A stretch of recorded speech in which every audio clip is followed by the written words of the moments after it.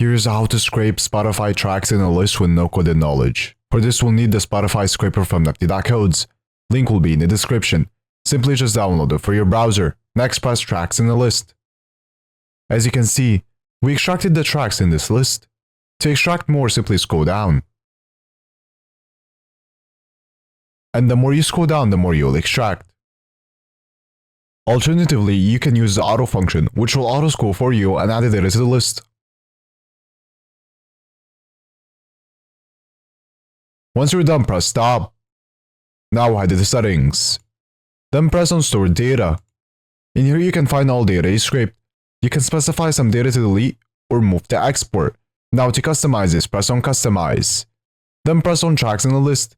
In here you can change the data however you want. So for example, you can uncheck some data. You can also change the order of the data, and also change the name. And also add the criteria to only scrape the products you are looking for.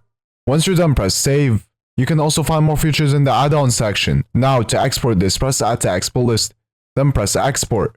You can export it in many different ways. I will export it as HTML. After exporting, here's the data we extracted.